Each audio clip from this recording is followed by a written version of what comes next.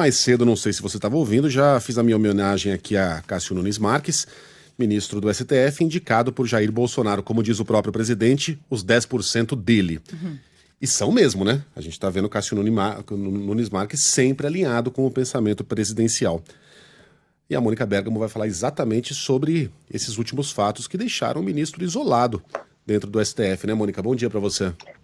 Olá, Megali, bom dia a todos. Pois é, a decisão do ministro Cássio Nunes de anular a cassação de 2 deputados condenados pelo Tribunal Superior Eleitoral, um deles, inclusive, por ataques ao sistema eleitoral, né, por espalhar mentiras, isolou ainda mais o ministro Cássio Nunes dentro da corte, a análise que se faz dentro do Supremo Tribunal Federal. E a análise que se faz é a seguinte, Megali: o alinhamento dele explícito com o governo do presidente Jair Bolsonaro, que, como você bem lembrou aí, já disse que o Cássio Nunes é 10% de mim dentro do Supremo, essas foram as palavras do presidente Bolsonaro, ele considera o Cássio como ele, né, na Suprema Corte. Enfim, esse alinhamento é inédito na história recente do Brasil, né? O que mais tem incomodado os outros ministros, Megali?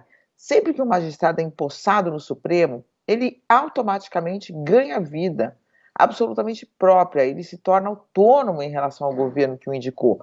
Isso não significa que ele não pode votar de acordo com os interesses do governo, mas ele vota, antes de tudo, de uma forma que deixa claro que ele deixou de ser um aliado do governo, deixou de ser um aliado do executivo e passou a ser plenamente um integrante do judiciário, né? Um integrante do Supremo Tribunal Federal. Eu ouvi de uma pessoa muito próxima dos ministros que magistrado do Supremo não pode estar integrado a uma força externa ao Supremo, né? Não pode o colegiado achar que ali dentro tem alguém que não está plenamente integrado ao próprio colegiado, mas sim representando algo de fora ali dentro, né? Vamos pegar vários exemplos. Vamos pegar, por exemplo, o exemplo do próprio André Mendonça, né?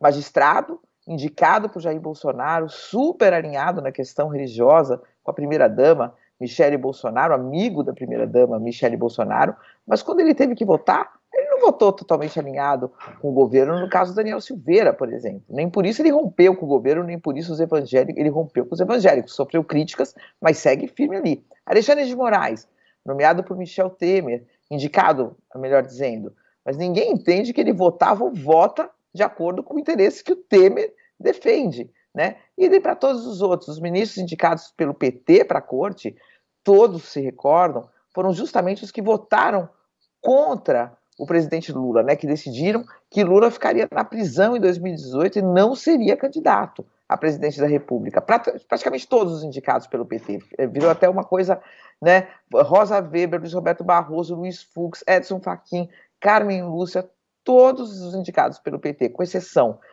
de Toffoli e de Ricardo Lewandowski, votaram e derrotaram, né, o ex-presidente Lula. Então, inclusive, quem deu a maioria a favor, a maioria não, quem deu naquele momento, quem votou para que ele fosse solto, foram justamente os ministros que não foram indicados por ele, que foram indicados em outros governos.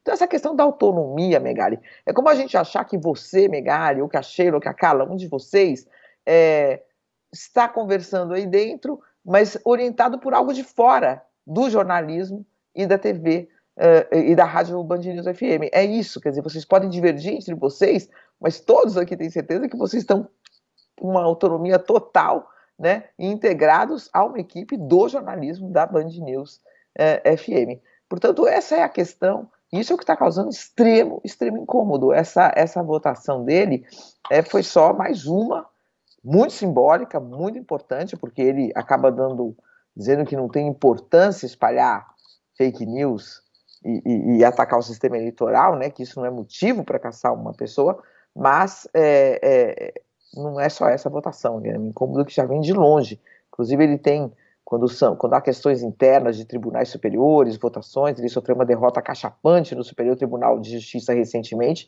justamente por esse isolamento, não conseguiu que um candidato que era apoiado por ele entrasse numa lista tríplice para integrar o Superior Tribunal de Justiça. Foi rechaçado, né, ficou totalmente isolado. Então, esse é o ministro Cássio Nunes, algo inédito aí na história recente. Não há outro exemplo de um alinhamento tão explícito e dessa sensação de colegas de que há entre eles alguém que não está plenamente entre eles, Megali. Escreve aqui o nosso... Puxa vida, perdi. Nosso ouvinte, acertei. Achei. Arlan. Que papo mole, Mônica. Todos do Supremo indicados pelo PT julgam a favor do PT. Isso não é verdade. Não mesmo. Joaquim Barbosa foi o relator do Mensalão.